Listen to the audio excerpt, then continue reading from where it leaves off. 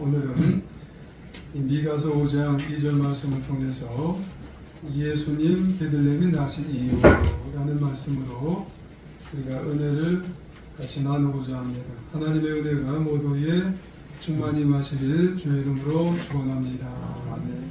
옆에 분을 보내서 우리 인사를 하시길 원합니다. 예수님은 가장 낮은 곳에 나셨습니다. 예수님은 가장 낮은 곳에 나셨습니다. 잘하셨습니다.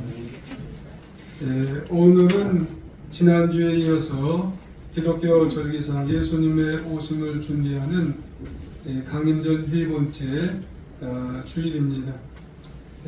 지난주에 강림절을 다른 말로 대강절이라고 이렇게 부른다고 그렇게 말씀을 드렸어요. 이제 성탄절까지 남은 날이 한 이틀 좀 더 남았나 이렇게 생각이 됩니다. 우리가 정신을 몇 날 안 남았지만 좀 더 똑바로 차리고 대강절이라고 대강대강 우리가 보내지 마시고 성탄절의 의미를 우리가 잘 되새겨보면서 예수님을 마음에 잘 기쁨으로 마음을 열고 우리가 생각하는 맞이하는 그런 시간이 되어야겠습니다. 지난주 서울 경제지라고 하는 그런 잡지를 잠깐 읽은 기억이 납니다. 거기 보니까는 글의 제목이 이런 내용으로 제목에 칼럼이 좀 기록되어 있는 것을 보게 되었어요. 크리스마스 데이트 이런 이제 여기가 대세다 라고 하는 그런 칼럼의 내용이 기록이 되어 있어요. 지난주 가장 이제 데이트를 하는 곳에 이제 장소가 어디냐면은 서울 종로구가 가장 붐볐답니다. 그 중에서도 명동이 데이트 장소로 가장 붐빈 그런 장소가 되었대요. 그 이외에 지방 명소들은 크리스마스 시즌이 되면은 사람들로 아주 꽉꽉 들어차는 붐빈 그런 장소가 되었답니다. 연령대별로 보면은 10대와 20대, 40대와 50대가 그렇게 명동을 선호하게 된답니다. 30대는 번화가보다는 쇼핑몰, 백화점을 그렇게 찾는다고 합니다.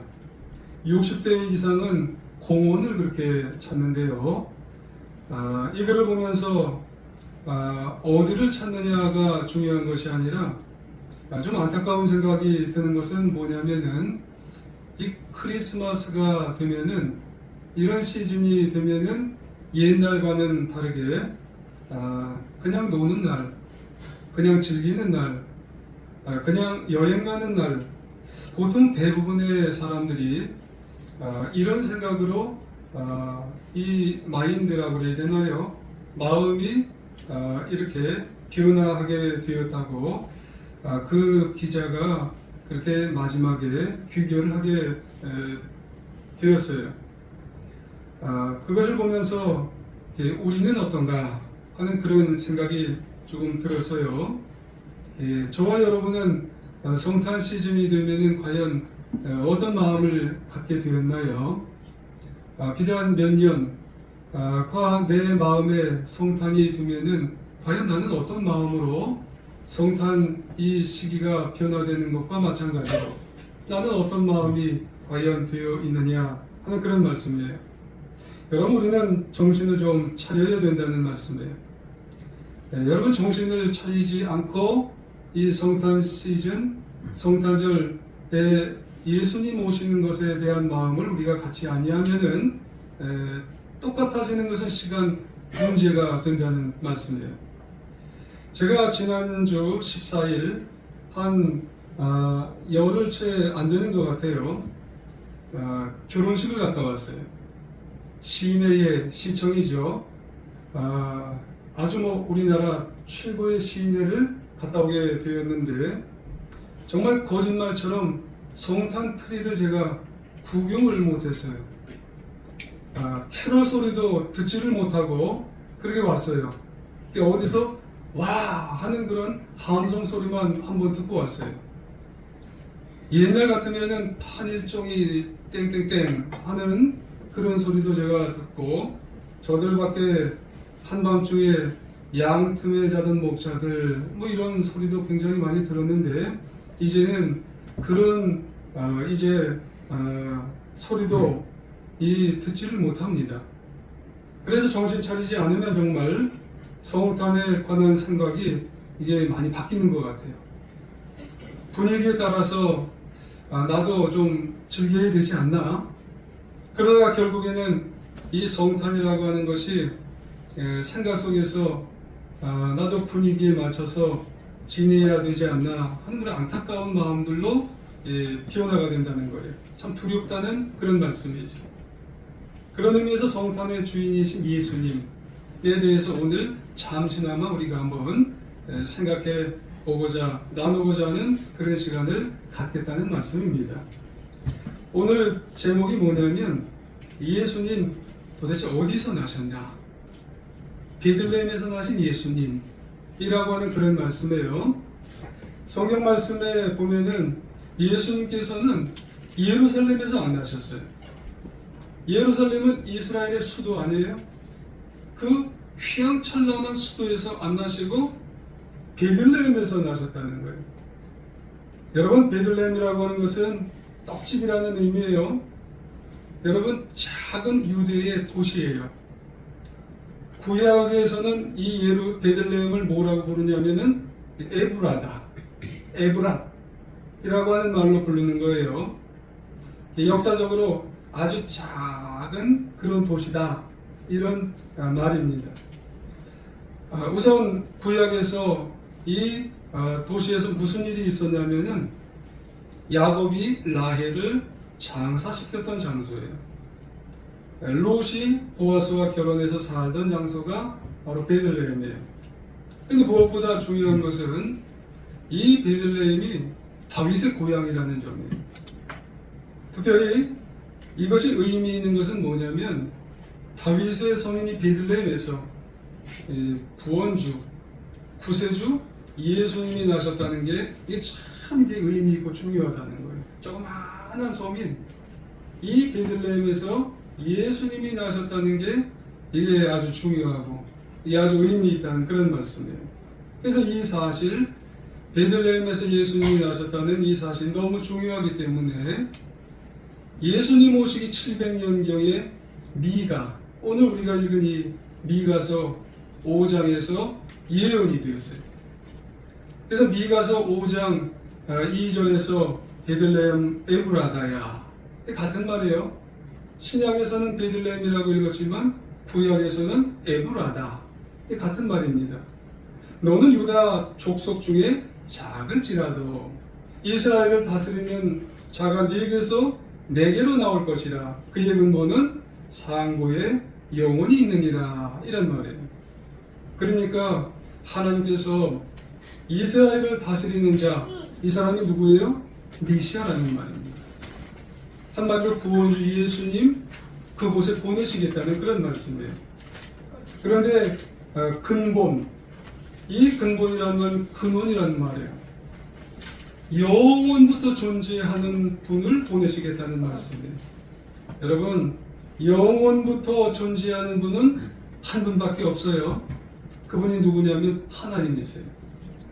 달리 표현하면 하나님의 아들 메시아이신 예수님을 베들레헴에 보내시겠다고 하는 그런 말씀입니다. 그러면 여러분 궁금하지 않으세요? 왜 하나님은 메시아의 탄생 장소를 이렇게 특정하셨을까? 세상에 많은 장소가 있는데 왜 메시아의 장소를, 태어날 장소를 이렇게 베들레헴이라고 특정을 해 주셨을까? 라고 하는 그런 말씀이에요. 그 이유는 메시아의 신분을 확인을 해야 될 거 아니에요. 하나님의 아들이 인간의 모습으로 오시는데 아무데나 오시면 누구인 줄 알 수가 없잖아요. 그렇기 때문에 때가 되면 하나님의 놀라운 섭리 가운데 베들레헴에 오실 것을 알리시기 위해서 그랬다는 말이에요. 그래서 베들레헴이라는 곳에 탄생하실 것을 미리 특별히 지정해 주신 거예요. 그래서 이제 성경에 보면은 참 놀라운 신비로운 일이 이제 일어나요. 신약에 보면은 하나님께서는 동정녀 마리아에게 천사를 보내셔서 성령으로 하나님의 아들을 이제 잉태하게 하셨어요. 인간관계로 잉태하게 한 게 아니라 성령으로 마리아에게 잉태를 하게 하셔서 아이를 갖게 하셨어요. 그런데 당시 마리아가 살고 있던 지방이 어디냐면은, 여러분, 마리아가 살고 있던 지방이 어디냐면은 나사렛이었어요. 갈릴리 나사렛이에요. 여러분, 지역적으로 보면은 갈릴리 나사렛하고 베들레헴하고는 상당히 멀리 떨어져 있단 말입니다. 위치적으로. 이 말이 무슨 말이냐면은 이 마리아가 베들레헴의 애를 낳을 가능성이 희박하다는 거예요. 베들레헴의 애를 낳을 수가 없다는 그런 말씀이에요. 전혀 이 마리아하고 그 다음에 약혼자 요셉이 그 멀리 떨어져 있는 베들레헴까지 가서 힘들게 가서 애를 낳을 수가 없다는 거예요. 왜요? 지금 이 마리아하고 이 약혼자 요셉이 어디 살고 있기 때문에 그래요? 갈릴리 나사렛에 살고 있기 때문에 그래요. 근데 하나님께서 역사하시고 섭리하셔서 그 당시에 로마 황제가 모든 땅에다가 호정령을 내리셨단 말이에요. 로마 관할에 있는 모든 사람들을 호정령을 내렸기 때문에 요즘 우리로 말하면 주민등록증을 갱신해야 되는 거예요. 그러면 고향으로 가야 되는 거예요. 그래서 그 명령 따라서 마리아와 요셉은 어쩔 수 없이, 아니면 그 배후에 하나님의 섭리 가운데, 아니 갈릴리에 살고 있던 사람이 하나님의 섭리로 베들레헴에 갈 수밖에 없는 거예요. 누가복음 2장 1~3절에 참고해 보시면 나와요. 정말 신비로운 거예요. 신기한 거예요. 놀라운 거예요. 하나님의 온유하심과 섭리하심이 개입되어 있는 거예요. 또 요셉과 마리아가 베들레헴에 도착했는데 어떤 상황이 벌어지냐면요, 지금 마리아는 해산할 때가 꽉 찼어요. 근데 엎친 데 덮친 격으로 이 호정령이 지금 내려졌기 때문에 베들레헴에 가보니까 여관방들이 다 찼단 말입니다. 이 마리아하고 이 요셉만 지금 온 게 아니란 말이에요. 그래서 누가복음 2장 6절 이하에 보니까 거기에 있을 때 해산할 날이 다 차서 첫 아들을 낳아 강보에 싸서 구유에 뉘었으니 이는 여관 있을 곳이 없음이더라. 여관이 지금 다 차버렸어요. 그래서 베들레헴 동네에 여관방이 없어서요, 마리아는 베들레헴 한 마구간에 가서 해산을 했어요. 그래서 여관에서 그 좋은 방에서 이 예수님을 해산을 못한 거예요. 그래서 어디 가서 해산을 하게 된 거냐면은 이 여관이 아니라 마구간에 가서 해산하게 됐어요. 이때 베들레헴 지역의 목자들이 밤새도록 일을 하고 하늘을 보니까 양떼들 보고 지키다가 또 별들을 보다가 천사들이 나타나서요, 베들레헴의 천사들이 이 목자들에게 기쁜 소식을 전해줬어요. 구주 예수님의 탄생을 전하게 되었다는 그런 말씀이에요. 사실 이 소식은 엄청난 소식이지요. 그 소식을 이제 믿기 힘든 거지요. 당시 베들레헴에 다른 아이들도 너무너무나 많이 있기 때문에 식별이 불가능한 거예요. 그러면 어떻게 해야 하나 생각이 드는 거죠. 그때 천사들이 목자들에게 사인을 보낸 거예요. 사인을, 표적을 보낸 거죠. 그 표적이 뭐냐면은 누가복음 2장 12절 이하에 보니까 너희가 가서 강보에 쌓여 구유에 뉘어 있는 아이를 버린 이 그 표적이 된다는 그런 말씀이에요. 여러분, 강보가 뭘까요? 누더기 포대기예요. 그리고 구유가 뭐예요? 구유라고 하는 것은 짐승의 먹이통이에요. 이게 여러분, 우리가 아이를 낳으면은 모든 아기들은 귀하잖아요. 누가 누더기에 내 아기를 이제 감싸겠어요? 그리고 누가 내 애를 이 짐승의 먹이통에 놓겠어요? 아주 천하게, 아주 정말 미천한 그런 곳에 아기를 놓, 이게 하나의 표적이 된다는 거예요. 여러분, 표적은 다른 말로 무슨 말? 암호예요, 암호. 암호죠. 목자들은 천사의 말을 듣고 베들레헴의 작은 마을에 가고, 그 마을에서도 어디로 가는? 마국간으로 가고, 마국간으로 가서도 포대기에, 아주 지저분한 포대기에, 그곳에서도 구유에 가서 보니까 거기 애가 있는 거예요. 그게 표적이에요. 그게 암호예요. 그래서 이게 예수님이시구나, 하나님의 아들이시구나. 그래서 그분을 알게 되고 이분이 메시아라는 걸 알게 돼서 하나님께 찬양과 영광을 올려드리게 되었다, 그런 말씀이에요. 여러분, 이것을 좀 더 구체적으로, 그러면 예수님 베들레헴에 나신 이 의미를 좀 살펴보면, 그럼 도대체 왜 베들레헴이야? 여러분, 우리는 도대체 왜 그런 베들레헴이야? 더 좋은 곳도 많은데, 하나님의 아들이 더 좋은 곳에 나오면은 뭐 안 되겠어? 이러고 우리는 그렇게 생각이 되는 거예요. 그렇지 않겠어요? 하나님의 아들이라면 더 좋은 곳에 나도 괜찮은데 왜 하필이면 베들레헴의 누더기 포대기에 쌓여서 짐승의 먹이통에 왜 오셨을까?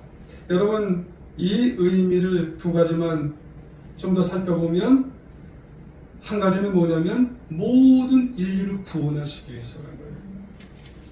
굳이 예수님이 베들레헴 이 작은 동네에 태어나셨다고 하는 것은 모든 인류를 구원하시기 위해서 베들레헴 작은 동네에, 그리고 누더기 포대기에, 그리고 짐승의 먹이통에, 아주 낮고 낮은 곳에 오신 이유는 전 인류를 구원하시기 위해서 오셨다는 그런 말씀입니다. 여러분, 아담 이후에 모든 인간은 다 죄인입니다. 다 죄인이에요. 의인은 없나니 하나도 없다고 로마서 3장 10절에서 말씀해요. 여러분, 원죄를 가지고 자범죄를 다 가졌어요. 그래서 다 죄인입니다. 그 결과 죄인은 반드시 죽어야 돼요. 이거 사망이라고 그래요. 여러분, 사망은 세 가지가 있어요. 영적으로 죽으셔야 되고, 육적으로 죽으셔야 되고, 영원히 죽으셔야 돼요. 근데 특별히 문제가 되는 게 뭔 줄 아세요? 영원한 사망이 이게 문제가 되는 거예요. 이게 가장 큰 문제예요. 여러분, 죄로 인해서 죽는데 영원한 사망, 이게 가장 큰 문제라는 말입니다. 여러분, 이 사망, 이 죽음은요, 존재가 끝나는 게 아니에요. 여러분, 우리는 지금 존재하고 있잖아요. 이 존재가 끝나는 게 아니라 영원한 사망은 영원한 지옥으로 가는 거예요. 그곳에서 영원히 존재한다는 말입니다. 영원한 사망은. 그러면 어떻게 영원한 사망에서 구원받을 수 있을까요? 여러분, 죄값을 치러야 돼요. 죄값은 오직 죽음으로서만 그걸 치러낼 수가 있어요. 여러분, 우리 자신은요, 죄인이기 때문에 이거 치를 수가 없어요. 누가 치러줘야 돼요. 죄의 삼자가 치러줘야 돼요. 죄 없는 분이 치러줘야 돼요. 그래서 예수님이 오신 거예요.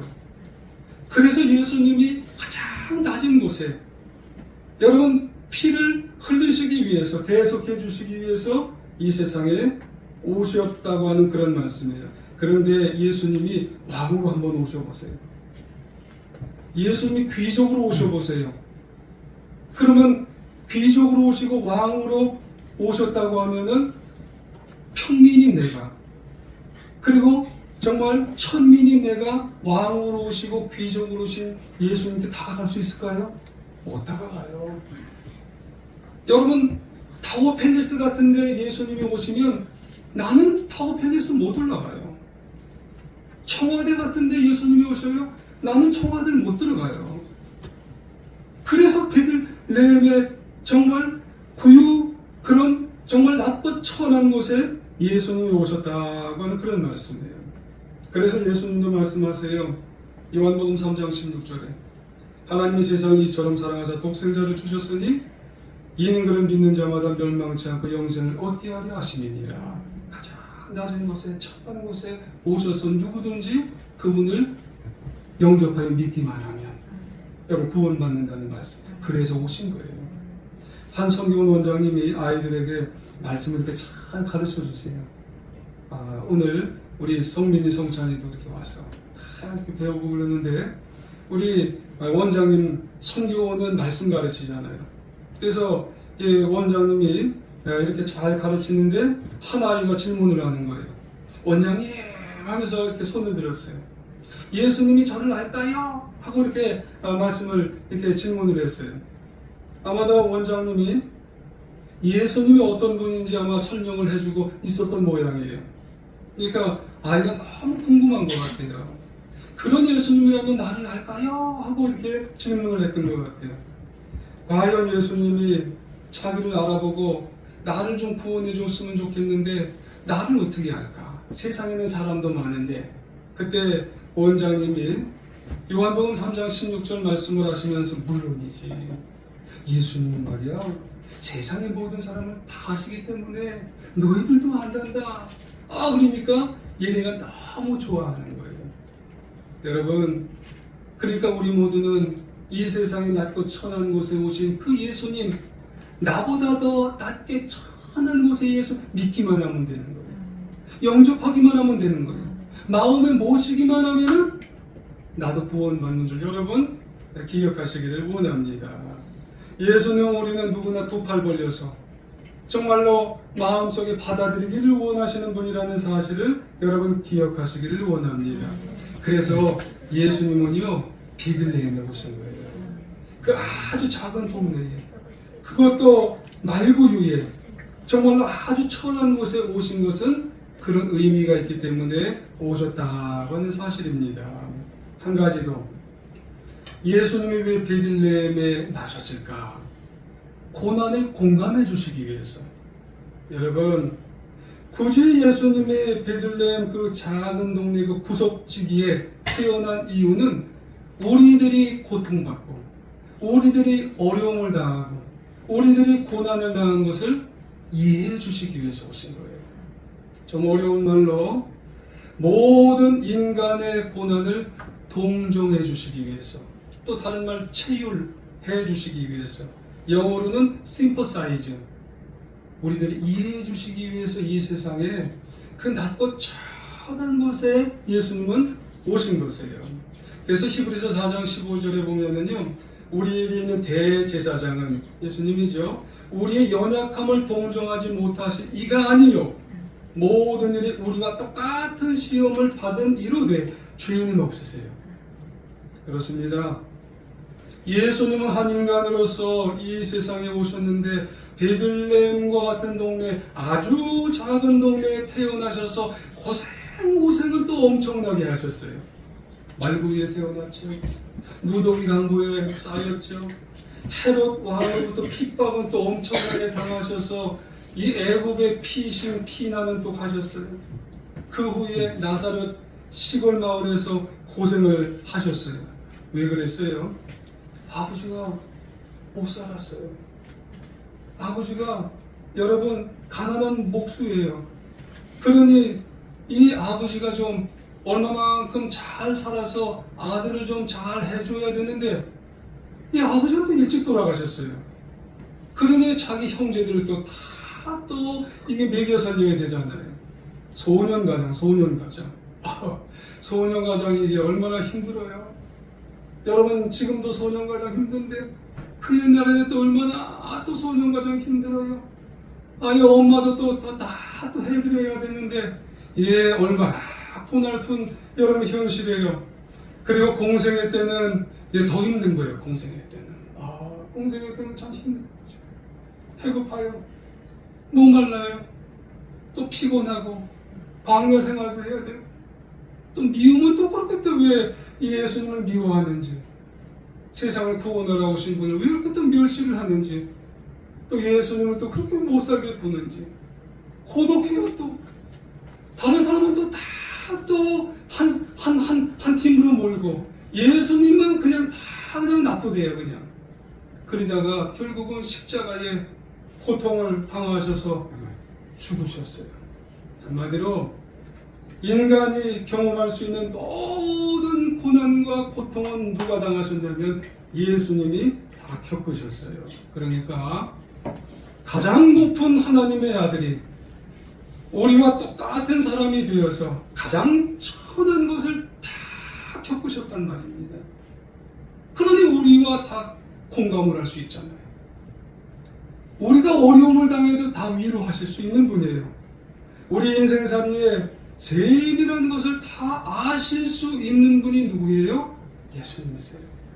그래서 히브리서 2장 18절 그가 시험을 받아 고난을 당하였은즉 시험 받은 자들을 능히 도우시고 위로하실 수 있느니라 말씀하시는 거예요.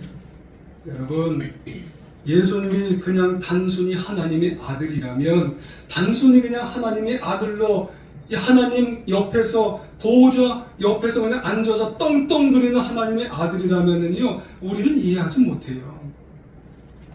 근데 이 세상에 내려와서 그 수많은 고난과 어려움, 고통을 다 당하시고 그 다음에 양팔에 이 대못을 다 당하시고 그리고 물과 피를 다 쏟으셨어요. 그런 예수님이기 때문에 여러분 우리를 이해하시는 거예요. 동정하시는 거예요. 동병상련 아시죠? 우리를 정말 이해하시는 그런 분이라는 말씀이에요. 미국에 41대 대통령 조지 부시 대통령이 있는데 여러분 89살 때 머리를 아주 싹 미셨답니다. 삭발을 하셨대요. 삭발을. 이유는 뭐냐면 머리 병이 걸려서 그런 게 아니고 옛날 경호원 있었는데 그 경호원 2살짜리 아들이 백혈병에 걸렸대요. 그 백혈병에 걸린 아들을 위로하기 위해서 모금도 많이 했대요. 근데 모금 갖고 위로가 안 되니까 그 동료들과 함께 어떻게 이 모금한 것을 가지고 위로해야 될까 그렇게 하다가 삭발을 하죠. 지금 그 2살 배기애가 지금 머리가 다 빠졌는데 그 아이에게 우리가 갈 때 우리도 머리를 싹 삭발을 하고 가면은 그에게 뭔가 우리가 마음을 전할 수 있지 않겠는가. 그래서 삭발을 하고 하니까 정말 이 백혈병 걸린 애가 미소를 싹 짓고 있더라는 그런 말씀이에요.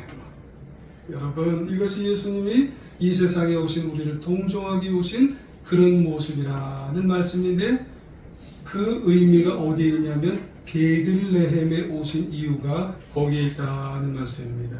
그러므로 우리는 이렇게 우리를 동정하기 위해서 예수님으로 이 세상에 오신 예수님, 그것을 우리가 기억할 때 어떤 고난도 이기고 새 힘을 얻어 여러분 남은 인생 승리하며 살아가는 하나님의 자녀가 되어야 할 줄 믿습니다.